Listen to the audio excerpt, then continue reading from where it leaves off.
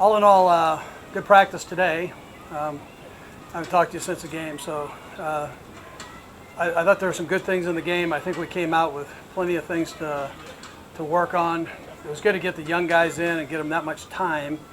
I just think that's important right now, and still give the ones at least an opportunity to get out and kind of get their juices going and play a little bit. So, anyways, with that, time, George. Early impression of Bo Claiborne? Yeah, we got to ease him into this thing. I mean, he hasn't played any in the off season and he's coming off an injury, right? So we're just going to ease him in on this thing and see how he does and get a feel on where he's at. So, but he came out and worked, and I thought it was good work. But it's going to take him a couple days, probably get his legs and that, and we'll see. Eventually, I'm sorry, Andy. Do you eventually plan to get him more work, given that he can't be around for that first? Yeah. He'll.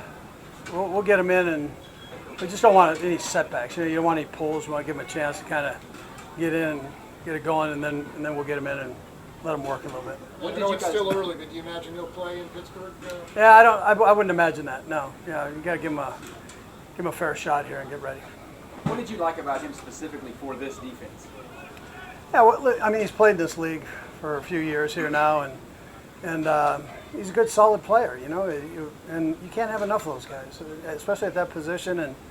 And we just get him into the mix and see how he does. But I've competed against him, and I thought he was a good player. And Brett studied him like crazy, felt good about him, and so we went with it.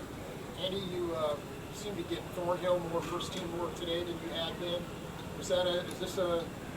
Yeah, he's been working in there. Yeah, he's kind of rolling in and rotating in there, and we'll keep doing that. He got some good snaps the other day, and so we'll just keep him coming. And and you've seen the skill that he has. It's just being consistent and working through everything. And the more he plays, the better he's going to get. Rashad Breeland looked like he had a good day today with the 2 picks. How is he fitting into this defense? Yeah, you know what? He's playing good right now. So I think he's got a good feel for the defense. He's always had good instincts, and he's a tough kid. So that's a good combination to have a corner. And then he has that length. And you saw when the coverage got botched in the game, and it wasn't him, but where the coverage got broken in the game, he was able to rally back just off instincts and make a play that was a potential touchdown there. So and help out his teammate. So. It seems like we're always asking about tight end 2 and 3, but now that you've got a game to witness, how did that position go? Yeah, I like the competition there, and we're going to keep it going. I don't think anybody separated themselves at that second spot. I thought they all did a pretty good job. So at the line of scrimmage and in the pass game. So I think just a matter of playing more is important. I know you've got quite a few quarterbacks on the roster right now. Any more thoughts to whether or not you maybe keep 2 or maybe 3 quarterbacks? Yeah, I don't know yet.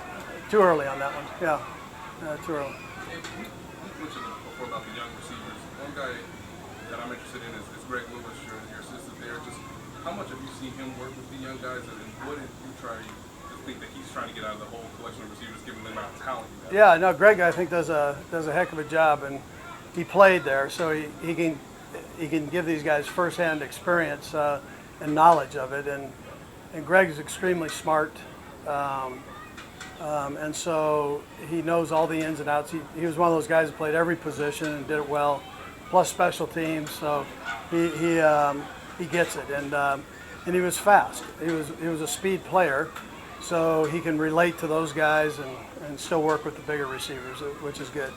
Couple more. When Tyreek was a rookie, you guys kind of eased him into an offensive role. Nicole in camp, do you think that he's a little bit further along than maybe like a Hill was in 2016 as far as getting out of the offense? Well, he played the position more than what Hill came in more as running back and / wide receiver. So the fact that this kid was purely a wide receiver, I think both of them are real smart kids though, and so we were able to accelerate Tyreek and get him going fast just because he's so smart. And then and it's the same way with McCole. He's a smart kid, so we've given him quite a few things to do there. When you first got here, you know, when you guys had to make cuts, you eventually were picking guys up and got cut from other teams. Is your roster so much more deep now that you're going to, looks like, probably have to cut some players who are NFL players who will end up playing elsewhere? Yeah. That's a good problem to have, I guess. Yeah, it's a good problem. That's why you really want to maximize how much you play those young guys if you can, and still get your veteran guys ready. But you want to make sure, you want to try not to miss on the other guys and keep the best players you possibly can. So that's what we're doing. But that doesn't mean, Brett's always got his eyes open, so he's not going to change that. He's always on top of things, and he's going to, if we bring somebody in, I don't want you coming back and saying, I told you, because, he's always looking and to try to improve the roster.